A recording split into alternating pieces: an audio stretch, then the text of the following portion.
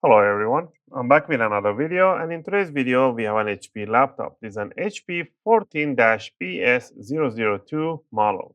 And in this video I'm going to take you on a step-by-step how you can increase the performance for your laptop dramatically just by replacing the mechanical drive in here with a solid-state drive. Just remember, by replacing the storage, you have to reinstall Windows. I made a short video how to create your Windows 11 USB boot drive, and it's really easy to install it. Once you put a new drive in, pop in the USB drive in, power it on, and it will automatically take you to the Windows installation steps. Within 5-10 minutes, you are inside the Windows, do a few Windows updates, and all the drivers will be installed, and you're ready to go. And with the old hard drive that you'll be removing from here, just like it will look something like this, you can purchase yourself an enclosure, hard drive enclosure, which will be something like this. And you can just pop in your old hard drive in here, and with a USB-C, now you have an external portable storage too, so you can take advantage of those. I'll leave the link for the tools and everything I'll be using in this video. You can upgrade the mechanical drive to up to 2 terabyte, or you can replace with an SSD up to 4 terabyte SSD with no problem. All right, so check my links to how to create your USB drive, and check the link how to properly install Windows on an HP laptop. In this case, the client brought their own storage. I am not really big fan of the ADATA or ADATA SSDs. I really like the Samsung Evo. They are really great. Or you can go high-end Kingston. They are really great too. Or Crucial. Those are really good. But they are really economic. These are really cheap brands, but they do actually outperform any mechanical drive. So in this case, we're going to demonstrate with this one how to install it. Just remember, I'm just going to show you how to replace and how to put it. If you want to know how to install Windows, it's just pretty much really easy. Just plug in the USB and that's it.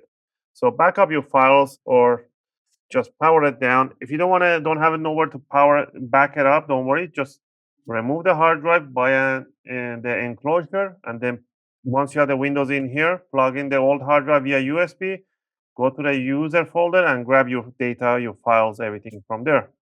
All right, so we're gonna install this one. Let's remove it out of the bag. They're really, really light comparing to other ones. This is like a paper light. The next good tool that I'll recommend is an iFixit screwdriver set. I purchased myself this basic tool set, and you're gonna use a Phillips #1. If you get the Pro set, they will give you an opening tools and some tweezers. If not, grab yourself a guitar pick. And metallic guitar picks are suitable to opening cases and covers. All right, down here, we're gonna remove the battery by sliding the slider here and pushing it backward. Now we can expose the 2 screws under the battery. There are 2 sets of screws in here. The short ones are the front end, and the long ones are the sides, the one in the mid by the hinges and under the battery. So we're going to remove all the screws. First, we're going to remove the short ones, the 2 in front. These are the short ones. Then we're going to remove the long screws and keep them in a separate pile. Also, if you guys like my videos, if you found my videos helpful and helping you guys out, you can support the channel by clicking the like and subscribe. I'll greatly appreciate it. There we go. Now what you want to do, you want to grab your opening tool, in this case the guitar pick, and we're going to open up the screen a little bit. Just like this. I'm going to rotate. So you guys can see we're going to stick the guitar pick about 2 or 3 millimeters inward between the palm rest and the bottom cover, just like that.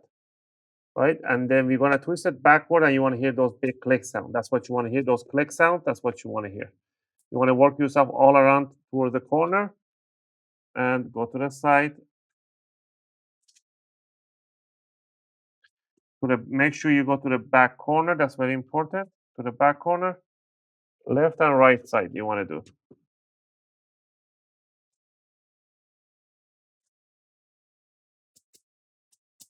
There we go. Once you got it, you want to close it down. You want to put a face down. From this side, we're going to lift it up from wherever we have one USB port. You want to lift it from here, corner, upward a little bit. Then you see there's a little tension right in here. So I'm going to put my hand here, just break it down, hold it. I'm going to grab it from here. I'm going to push it towards the back a little bit while I'm lifting up. So I can loosen up the clip that is in here. Then in a 45-degree angle, I'm going to push it towards the HDMI or uh, what is this? VGA port. So we can unhook these clips right here. All right. So down here we can see the 2.5-inch SATA drive in here. I mean SATA, yeah, interface. There is no M.2 SS storage in here available. So we only have one storage upgradable here. To remove this one, first we need to remove this bridge cable that goes to the extra USB port here. To remove it, you want to grab this jack in here, not the cable, the jack, and you want to lift it up gently, about 1 or 2 millimeters. Then it doesn't come, it just wiggles up in the air, and you want to let go. Now you can gently lift up this cable straight upward. Now you're going to remove one screw right by the speaker right here. Remove this screw. We're going to remove this screw right on this board. You're going to lift up the board, put it to one side. Now we can slide this hard drive towards the outside. And it should release itself, just like that. This is the 500 gig Seagate. To remove this one, we need this caddy. The caddy is the bracket that holds the hard drive in place. So we're going to remove the 4 screws that hold it. There's 2 on each side. So remove this screw.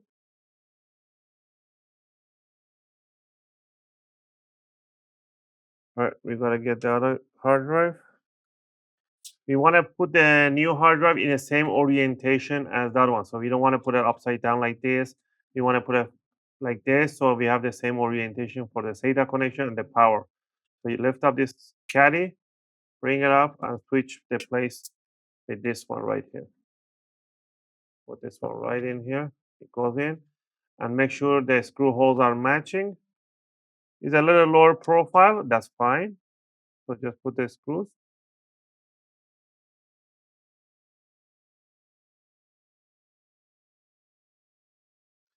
Now, what you're going to do, you want to put it in an offset position a little bit.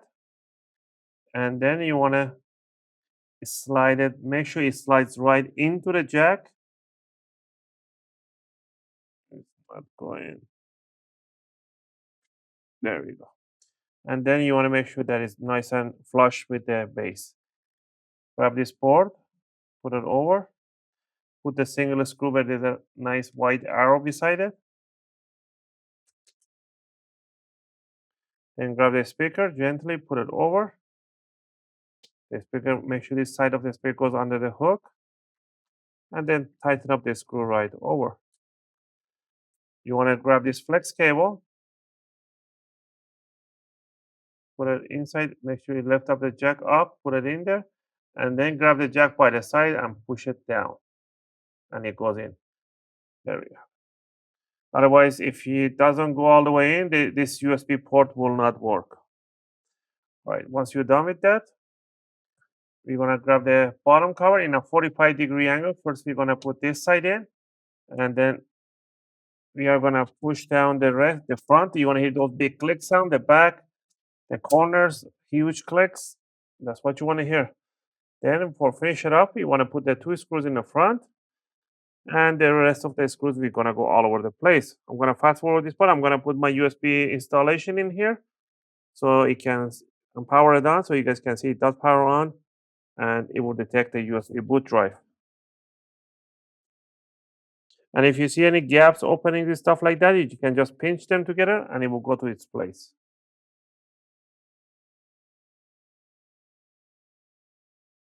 Always make sure you plug in the charger before you power it on. And once you power on, it might say that CMOS was reset to default because we removed the battery. So don't worry about that. Let's see if it shows up for us or no.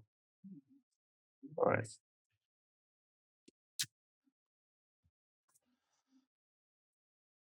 Let's plug it in. I'm going to open it up. The screen is really reflective, so I don't know how that's going to work, but let's see. Let's get the charger.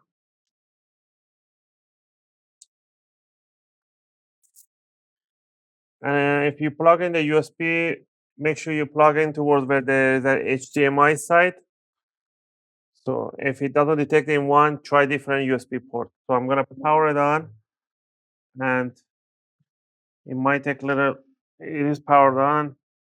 Let's see if I get any text or anything like that. No, even straight.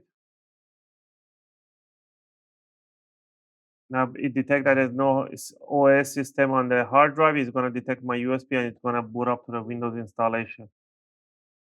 So let's wait a few seconds, and there we go. It's loading up the Windows installation right here, and it's gonna take me to the few click next and terms and agreement, and it will show me the hard drive. Just click install next, and that's it. Within 10 to 15 minutes, you'll be in the desktop. Follow any of my Windows installation guide so you don't get any of those bloatware, which are the Candy Crush, McAfee affiliated programs and stuff like that.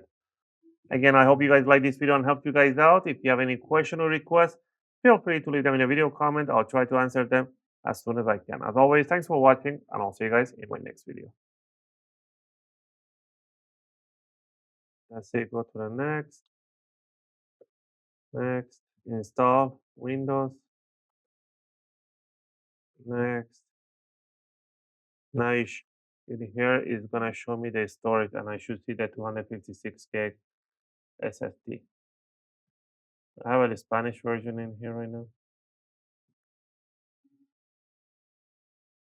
You might give me a terms and condition first.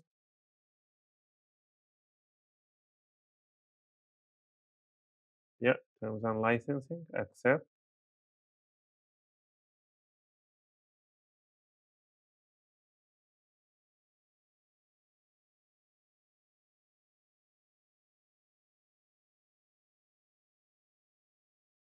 And then we have the hard drive, 220 gig or 230. So you just click next on the hard drive. You don't have to click a new partition. Just click next and it will install the Windows in there. And that's it.